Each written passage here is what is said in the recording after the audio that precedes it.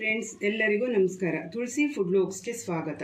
ಇವತ್ತಿನ ವಿಡಿಯೋನಲ್ಲಿ ವಾಂಗಿ ರೈಸ್ ಬಾತ್ ಹೇಗೆ ಮಾಡೋದು ಅಂತ ತೋರಿಸ್ಕೊಡ್ತೀನಿ, ಬನ್ನಿ. ಮೊದಲಿಗೆ ಎಣ್ಣೆ ಹಾಕ್ಕೊತಾ ಇದ್ದೀನಿ, ಸಾಸಿವೆ ಹಾಕ್ತಾಯಿದ್ದೀನಿ. ಈಗ ಈರುಳ್ಳಿ ಹಾಕ್ತಾಯಿದ್ದೀನಿ, 2 ಈರುಳ್ಳಿ ಸ್ವಲ್ಪ ಕೆಂಪಗಾದ್ಮೇಲೆ 2 ಹಸಿಮೆಣಸಿನ್ಕಾಯಿ ಹಾಕ್ತಾಯಿದ್ದೀನಿ, 1 ಕ್ಯಾಪ್ಸಿಕಮ್ ಹಾಕ್ತಾಯಿದ್ದೀನಿ.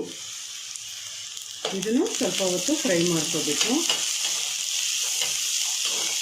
ಬೇಯಿಸ್ಕೊಂಡಿರೋಂಥ ಬಟಾಣಿ ಹಾಕ್ತಾಯಿದ್ದೀನಿ. ಇದನ್ನು ಸ್ವಲ್ಪ ಮೆತ್ತಗಾಗೋವರೆಗೂ ಫ್ರೈ ಮಾಡ್ಕೋಬೇಕು.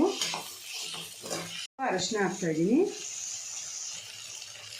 2 ಸ್ಪೂನು ವಾಂಗಿಬಾತ್ ಪೌಡರ್ ಹಾಕ್ತಾಯಿದ್ದೀನಿ, ಅರ್ಧ ಹೋಳು ನಿಂಬೆ ರಸ ಹಾಕ್ತಾಯಿದ್ದೀನಿ, ರುಚಿಗೆ ತಕ್ಕಷ್ಟು ಉಪ್ಪು,